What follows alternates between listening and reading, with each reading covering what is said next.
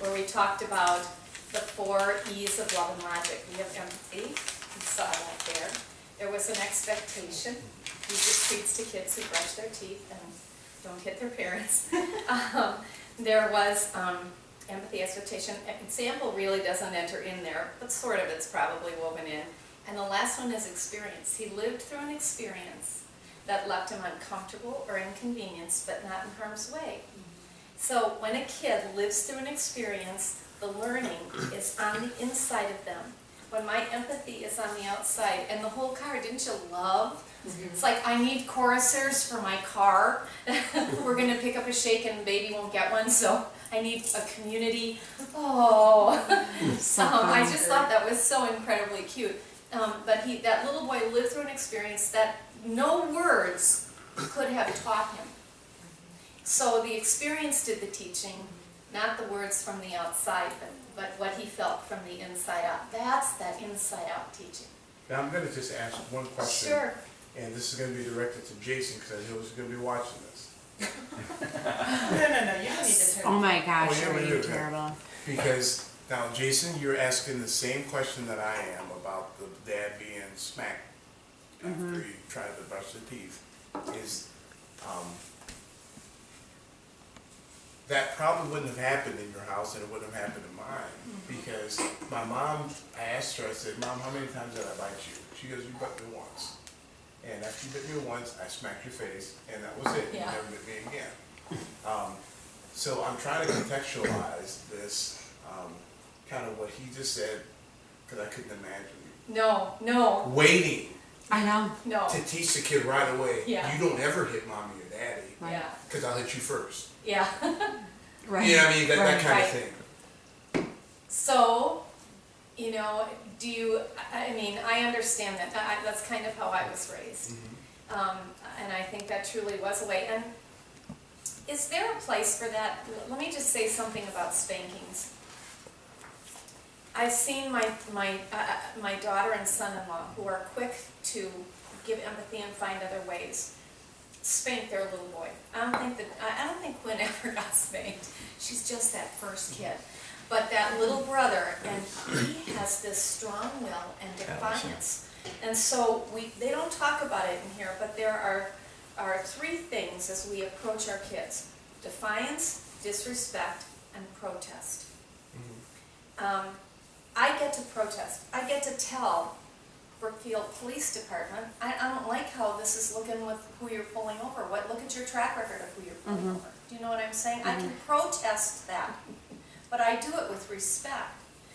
But if I am defiant and disrespectful to the police department, there will be a consequence for that. So as I picture the real world view, when I go into my home, I understand that when my teenager goes, oh, I hate cleaning the garage, and turns around and goes out and slams the door but cleans the garage, that's protest. Now, am I going to talk about the attitude that went with it? Absolutely. But at that moment, that was protest. If they look at me and say, you're a jerk, you can clean that yourself. Now that's defiance and disrespect. There will be almost immediate something. Yeah. And even So if you would go opposite of what he just said then? No, Because the immediate thing is, that's... Right, but this is a little 3-year-old. And what do we know about that age? They're impulsive. That little boy probably had no clue. And I don't think he went, I'm going to slap my dad. You know, I mean, there was something impulsive in him because he has not yet learned. He's in the process of learning. So I don't know that I don't know that I could have waited that long. I might have called my other half in and said, oh my gosh, you better take care of this because I think otherwise I'm going to lose it with that kid. You know what I'm saying? Alexa has been pushing me away. Age? 2. I mean, she does do that kind of thing. She pushed me away once. I smacked her hand. She started crying. That was a bad controllable night. And she was about to do it again, but she held back because she knew that what Daddy was probably going to react to. And that's why I'm wondering, because I've also learned that the importance of the immediate thing is once you wait. Especially that little. You wait any time, then they forget what they just did. For 2.5, yes. Yeah. Well, I think Charlie in this Because I don't know how old this guy is. He said he was 3. Okay. And I think there was a bigger picture going on there, that he was more concerned about the teeth brushing, and he got his point through really well. James Dobson would tell you that if you are going to spank your child, what you say to them is, there will be a spanking for this, but not right now. I'm really angry. Oh, that's awful. I know, and so you put them in their room, And make and I them wait. watched this happen with our little grandson. And my both Aaron and Rob said to me, I do not think that this bothers him. But they go in, they're calm, and it was always something like a little wooden spoon or something to the back of the thigh. Or someone said, you'll laugh at this, and this came from some parent who had done it, PVC pipe. Because, I mean, I just think it's hollow, and Boy, that I must thought, sting. whole new use for that. I Just mean, you put come in them and we're looking at it, oh my yeah, goodness. wow. Yeah. That's But really it's good. real quick, and then you pick them up and you hug them and say, I love you. Are you ready to come downstairs, or do you need a few minutes to regroup? Okay. And so, and up till about age 6 or 7, Dobson would tell you that that's an okay thing.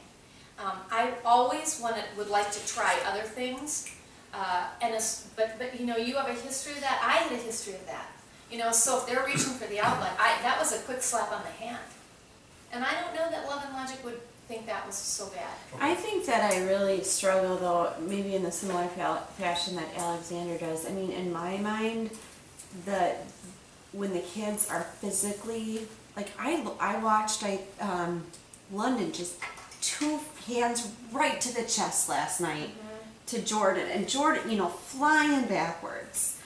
And that's when it's And so they're twins, yes. yeah, and that's when it's so instinctual to me when they're railing on each other like that, like so calculated and malicious to each other or to me. It happens kind of rarely to me, but and they're mad at me, they'll, you know, give me a shove, or Lars will do it too. And how old are they? The twins are 3, Lars is 5, and that's when I really entertain this idea of corporal punishment, but it just seems so stupid at the same time You're to scolding hit them. the kids because they're hitting. Yes, Right. that's exactly Don't right. discipline when you're angry. Yeah. Yeah, and most That's of the that balance. in But it. then if you don't That's why I discipline asked them when the you're question, angry, they trying to forget why ask- they're being Like disciplined. self-control, like Right. your reactions. But I think some of it too is the Part back. consistency. Like in this story, it seems as if they were working on the toothbrushing for a Right. while. So he had probably heard we We give give treats to treats kids to to kids protect who their brush teeth. through, protect their teeth. And so it was something that was kind of on his radar. Now that the slapping his dad wasn't. And he doesn't really go in and say if there was something, like I would say, you know what, just totally drained my energy trying to brush your teeth and having you slap my face, so I will not be reading any stories tonight, or I won't be snuggling. So, I mean, And the flip side of it, I think that's between both of the points. You don't know the full context of it. Right. You have to use a snapshot to be able to make the presentation of the point. and to the point that he wanted to make, Yeah. and that was to Right. review, how do we set limits in a loving way? Right. You know, so we kind of remember that, okay? But your questions are good, and I love the fact that you're thinking about this, because each one of you has to come to grips. You had parenting, so you were trained to be a parent. You are now connected to the parent of these children that you are partnering to raise, and they come from a different background. You're trying to come together, and you have a different set of personalities in your children, and life is hectic, and so you're going to be processing all this, and some of what you're thinking is really important. And this is the stepping off platform of this, so, all right? I was able to do this, the first part of what he said with Sebastian. He was whining, and I had already told him, you know, I'm happy to spend time with kids who are Sweet. Sweet, or something like that. Yeah, pleasant. And he just, everything, whining on her. So I looked at him and I said, I love you too much to listen to you whine. I need to do something about this, but for right now, you just need to go to your room. Perfect. And he continued to whine, and I looked at him, and he went up to his room, and then it took me a while to go up there. That's Oh, okay. can I get out? Oh, no, I'm coming. Yeah. Oh, yeah. Yes, tomorrow. Tuesdays. That's what happens in my house. I forget about I them. tried that one. But I went up there and instead of kind of being, leaving it till the next day and finding that opportunity, I said, Sebastian, we talked about this, it's really hard when you're complaining, blah, blah, blah. And I said, what do you think, what would be a good consequence? And he thought, I don't know, and so I gave him a few ideas, and he actually picked the thing that we had used on Tristan earlier. He said, how about if I pick up sticks for half an hour, and then I take a break, and then I pick them up for 20 minutes. That's so cute. And I 30 thought, minutes a break in 20. okay. It's because Tristan already picked them up. He was working the system. You were full of grass. You will have seen our yard, there are plenty of sticks in our yard. So when he told me after about 10 minutes that there weren't any sticks left, he still had to keep picking them up. Yeah. But I thought it was, Yeah, very often, if you ask them, they will pick sometimes the worst Yeah. one. You did so much right in that. You're Kristen, that's trending in such a awesome. good direction, way to go. Now, I'm glad she brought that up because I didn't even think about it. That's Oh, a good, good. to ask them what That's right. consequences. Lots of questions. Lots of questions. Okay, so we're going to take a Much look at a back. visual here because this is also about setting. see, what am I telling you? It's natural. I got it Alright, so you once. said visual? Yeah. So we'll go to menu. You'll figure this out. Yeah. You have it in your books as well. As CJ Should is show experimenting with his new Just Um, thing. random text they just. If you look, it says, never tell a stubborn child what to do. And all of us have those stubborn kids. And, I look at my 3 grandkids and even my 2 children. One, I could It's tell a what sign to do. The from other God. one, why would I? I would get some kind of a fight. Instead, to describe what you're willing to do. Okay, that's one way to avoid a power struggle because they cannot fight with you on that because they can't afford it or they can't be effective in that. Visual one. There you go. There you go. Got it. Okay, now press that again. Just select, I guess, or play. And so what we're going to be talking about tonight is how to avoid unwinnable power struggles. You want to have some kind of healthy control in your home. Your kids need that. Lots of times your 3-year-olds that are out of control are because we've given too much power to them.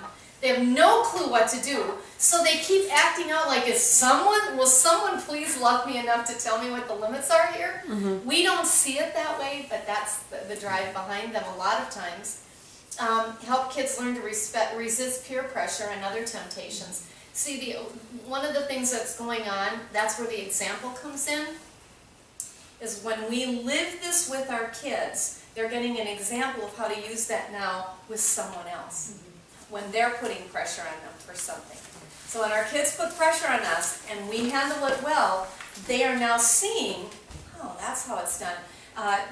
Jim tells a cute story about Charlie, and you get more of what it was like with him towards the last week, the 5th and 6th week. So, but Charlie was dating, had a girlfriend in middle school. And this girlfriend was the drama queen from nowhere. And finally Charlie and she went their separate ways. They dumped I don't know, whatever it's called now. And a few weeks later, Jim hears Charlie on the phone, and he hears Charlie saying to her, you know what, we're not together because quite frankly, it wasn't very much fun to be with you anymore. And what has his dad been saying? It's not fun to be around you, take yourself to your room. He's heard that enough, so he says this to the girl, and he said, fine, we can hang out as long as everything's fun. When it's not fun, I'm going my own way. And Jim's overhearing this conversation on the phone, and he's going, wow, that's what I've been telling him. So you are setting an example for them on how to set limits, how to set boundaries. And then more ideas for gaining their respect and admiration, but don't expect them till they're in their 30s to walk through and tell you that. So firm, loving limits are good for kids, but do they thank us for them when we set them? And that's absolutely not. All right, so in the next video, This is a cute one too. This has got, you're getting to the good ones now. Jim shows how to gain power by sharing control, and that's one of the ways we're gonna talk about, is giving away control that I don't need so that I get the control that I do need, because you do need to be in control. So listen to this cute little story and we'll see. It's called the Texas